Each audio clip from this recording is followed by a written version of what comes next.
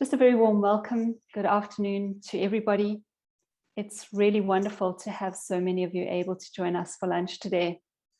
And a special welcome to this series that we've titled our 2021 Summer School as part of our Bite-Sized Corrosion afternoon conversations. We're going to be doing something a little different this time. We're going to be spending 6 lunchtimes together as we look at some non-intrusive pipeline survey techniques that are available. As with all our bite-sized corrosion discussions, what we're trying to do is to serve bite-sized nuggets of information that are related to corrosion in the hope that your own corrosion experience is a little easier to digest. Now, if you're joining us for the first time, a very special welcome. And we really hope that you feel that these sessions are of benefit to you. Today, we're going to start our conversation with Neil Webb, who needs absolutely no introduction. He's a very familiar face on bite-sized corrosion and has cathodic protection experiences that have spanned over 40-something years, providing numerous teachable moments for me and many others. Today, we're going to kick off a look at some of the non-intrusive pipeline survey techniques that are available. Non-intrusive meaning we don't need to dig up the pipe. And some of these surveys are also known as integrity surveys, and we'll explore that concept a little further. What is important about these techniques is that we can use them to get information about our pipeline, not just at the test post, or the point where we have known contact with the pipe, but across the length of the pipeline in a way that we can call it close interval, as opposed to a 500-meter or 1 kilometer interval. So Neil, welcome. It's really great that you're joining us again. And when we were last together in August, we were looking in our engineer's casebook at a case history where the CIPS survey was used to actually convince the asset owner that his pipeline segment did not need to be completely replaced, but he could merely refurbish it by means of excavating just a short section. So can you remind us, what is this CIPS survey? And very simply, how does it work? Thanks, Vanessa. Well, the CIPS survey is very straightforward. It actually is a double name there because it stands for Close Interval Potential Survey. So the survey is already incorporated into the anagram. But the point of this survey is that it measures the potential of the pipe with respect to ground. Now, from an electrochemical point of view, that potential that we measure can tell us a lot about the condition of the pipe from a corrosion point of view. And as we always know that a picture is worth 1,000 words, so I'm going to share with you a picture. I have to acknowledge my good friend Brian Wyatt and his team from many years ago for this and some of the other graphics that we're going to be using, which very clearly show these concepts that we're going to be talking about in our non-intrusive survey techniques. So this is a cross-section of a pipe in the ground. The pipe is typically, say, 1 meter deep, and we have a connection to the pipe over here on the left-hand side, where we're going to measure the potential of the pipe with respect to the ground. And that is done through a reference electrode that is located on the surface of the ground at this point. That then tells us what the potential of the pipe is in the immediate vicinity of the reference electrode. For a pipeline that is 1 meter deep, that reference electrode tells us what the potential is over an average distance of about 3 meters. And beyond that, the pipe could be doing anything. And so the reason for doing this survey then is to traverse over the top of the pipe with the voltmeter, as you can see there, in the form of a data logger of some description that actually then records the potential of the pipe as you walk over the top of the pipe, and you then get a longitudinal graph of the pipeline potential as you move over the pipeline servitude. So you need to move along the whole pipeline. You can't just visit a test post, you're actually traveling along the pipeline. Yes, that's correct. The old philosophy, if you want to call it that, of having a test post at, say, 500-meter or 1 kilometer intervals was always based on the assumption that the condition of the pipe was absolutely uniform, and that what you measured at the test post was in fact representative of the condition of the pipe in between the test posts. And bitter experience has showed us that that is not necessarily the case. Yeah, corrosion doesn't know that it can only happen at test posts. Just a question, Neil, in your graphic that you displayed a short while ago, I saw there was a transformer rectifier. And so my question is, can we only use the CIPS survey if we have cathodic protection on the pipe? Well, no, the CIPS survey tells us about the condition of the cathodic protection if there is cathodic protection on the pipe. But the electrochemical potential of the pipe tells us a story irrespective of whether there is cathodic protection present or not. So, for example, in ECDA surveying, ECDA standing for External Corrosion Direct Assessment, it's a technique for assessing the integrity of pipelines without having to use inline pigging. And the potential of the pipe will tell us whether or not the pipe is corroding and whether or not it's receiving protection from a cathodic protection system, or perhaps there may even be a long cell acting on the pipe, which is causing some parts of the pipe to corrode and other parts not. But let's have another look at a graphic. So this represents now the actual survey technique. And here you can see a guy walking along with two electrodes. Those are connected to his data logger. And then there's a trailing cable that is connected back to the test post. Now, at one stage, that trailing cable was used to measure both distance and provide the actual electrical connection. Nowadays, with the latest equipment, the distance is recorded by means of GPS technology. So the trailing cable is no longer used necessarily for distance. And if you have a look along the length of this pipe, we have a couple of defects of different sizes. We have a group of defects. We have a change in soil conditions, and we have a foreign contact, perhaps of a metallic pipeline, or it could be some stray steel stuff that's just in the ground. And each one of these shows us a difference in the potential of the pipe as a function of the distance as we travel along the pipe. If we assume that the pipe is protected at minus 0.85 volts, indicated by the dotted line, you can see that the majority of this pipeline is protected.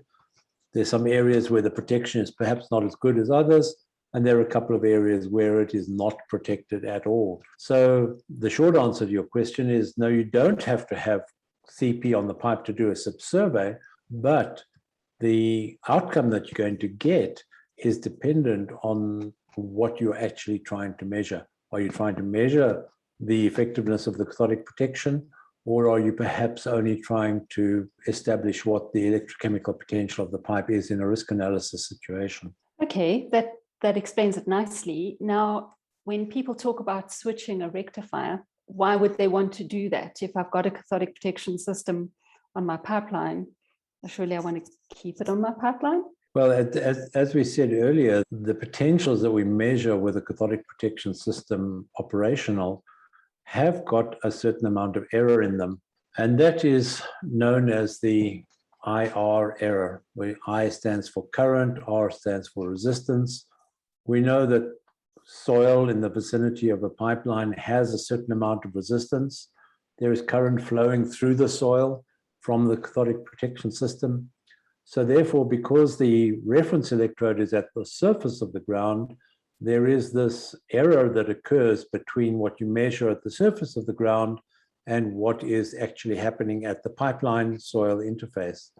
If we switch off the cathodic protection, you get a depolarization curve that you can see in this photograph, where initially you get what is known as an instantaneous off, and that then represents the electrochemical double layer potential of the pipeline. And then if you leave the system off, it will continue to depolarize over a period of time. And the rate at which it depolarizes depends on the characteristics of the ground and how long the CP system's been operational and stuff like that. So the instant off approximates what's known as the IR-free potential, which is what the pundits are really interested in terms of determining whether or not the pipeline is actually protected. And we can see the effect of this now in the next slide, where now we have the same set of data, except now that we have put an interrupter in series with the rectifier, and we're able to measure the potential of the pipe with the rectifier on and off for a period of time. And that on-off cycle is very, very important in terms of how you actually take these measurements. And you can see here that, for example, that at this one defect, what we thought was marginal, in fact, is not protected when the CP system is switched off. And the effect of our foreign contact is actually quite horrendous in terms of pulling the pipe way below the protected level and may even active corrosion range, even though there is still cathodic protection applied.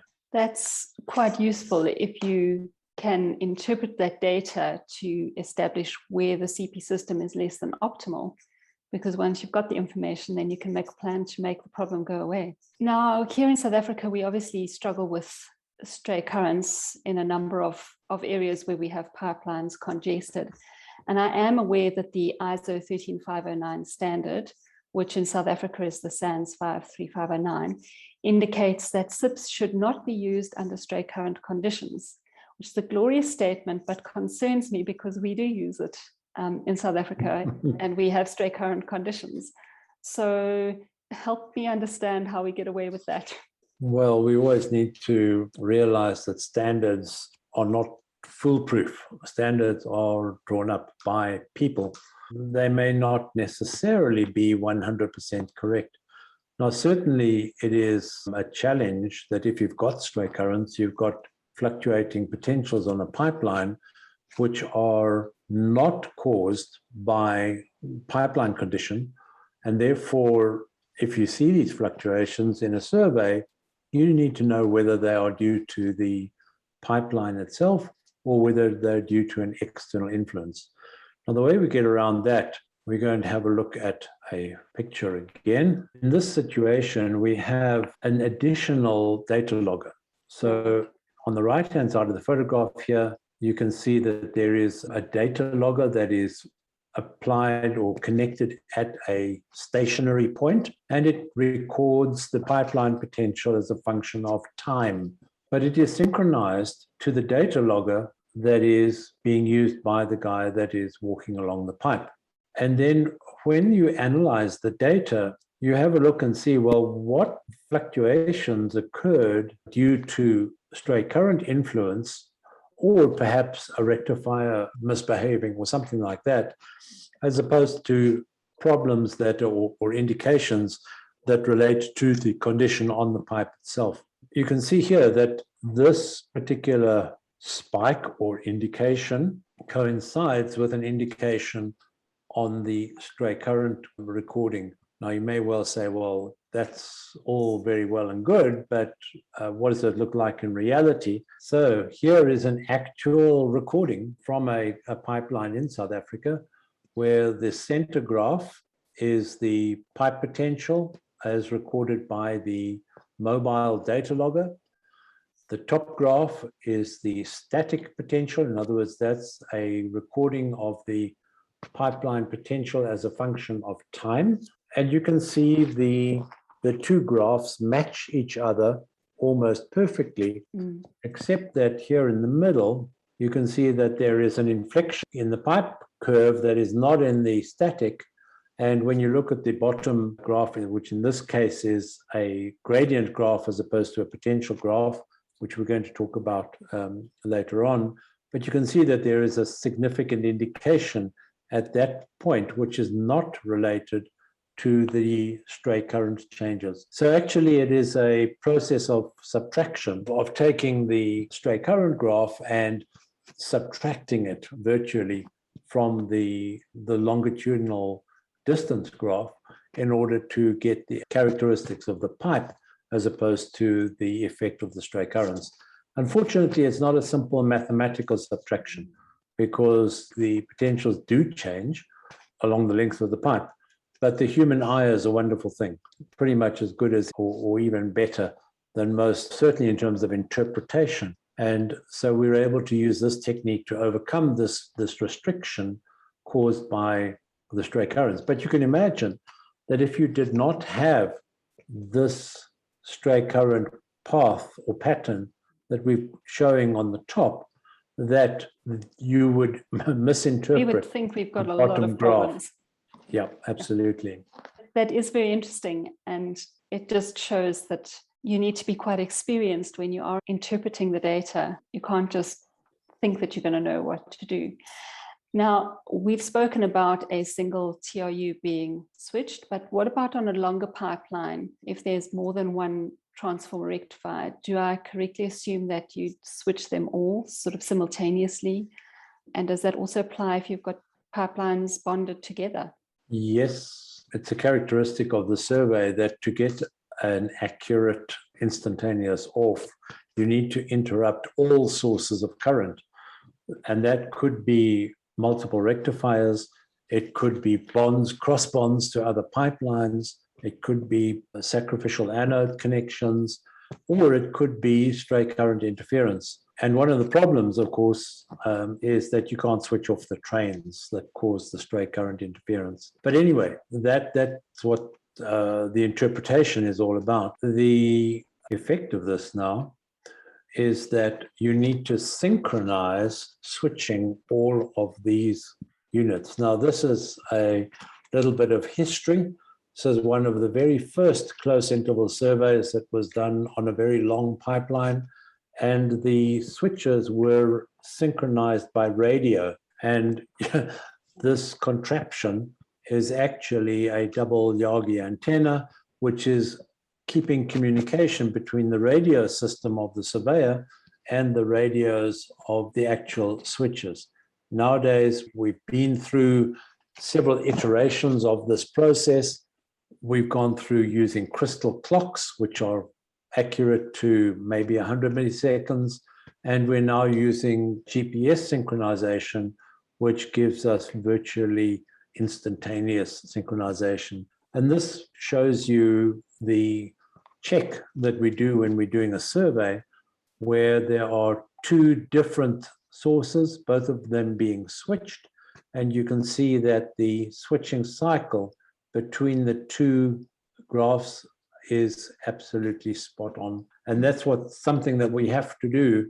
Otherwise, you'll end up with, if you have something that is not switched in synchronous, you then get erroneous results. I recently had a question from a client who was rather skeptical that by merely, in inverted commas, walking along the top of the pipeline, I could tell any information about the pipe below. How would you answer that? We've got to the stage now where we warn contractors, don't take shortcuts because we will find them. Here is a really good example of such a situation. Not in this case, it's not one where it was the contractor's problem, but it was a historical pipeline. And the graph looked something like this. This is the actual graph. It shows that there's an area of pretty poor cathodic protection in terms of polarization levels. And when this was then excavated, it showed that the wrapping was actually just pretty much non-existent and falling off. These overline surveys are amazingly precise, and they are real Sherlock Holmes level of investigation, which shows up exactly what's going on underground. Neil, just another question that came to me was about data that has spikes in it. How do we get spikes that shouldn't be there or that can be misleading? Do you just want to walk us through that quickly? Yeah, sure. So the source of spikes is twofold. I'm just going to go back a couple of slides to this one here, where this is an actual survey that was done on a pipe with a problem area. But these individual single lines actually represent poor contact between the reference electrodes and the ground. When you're walking over the ground, if the soil is damp, you get good contact. If the soil is dry, or you put down a reference electrode on a tuft of dry grass or something, you can then get what we call a spurious result. But there is another source of spikes, which is electrical. This is particularly prevalent on relatively good coating systems where there's a fair amount of induction or inductive characteristic in the cathodic protection and pipeline system, because the pipeline effectively is a great big capacitor due to the good insulation characteristics of the pipe. And so you get what we call an inductive spike, which can give you quite an erroneous reading. So if you have a look at that point there, which is an electrical spike as opposed to a poor contact spike, once that electrical inductive effect has discharged, you then get the true reading and then gradual depolarization. And again, this is a diagrammatic illustration, but it actually does happen in real life. If we have a look at this graph, which is an image taken with an oscilloscope of a switched system, you can see here that this level here is the on potential. When the system is switched off, there's a very, very positive spike that occurs. It then settles down to the instant off. And then over here, when the system gets switched on again, the rectifier has got a very poor response and actually has a really noisy and almost hunting response before it settles back down to an on potential. So if you've got a system that is measuring, for example, maximums and minimums, as opposed to actually taking real-time samples, you can get some very, very erroneous data. I suppose, like all survey techniques, you need to really understand it to be able to interpret it.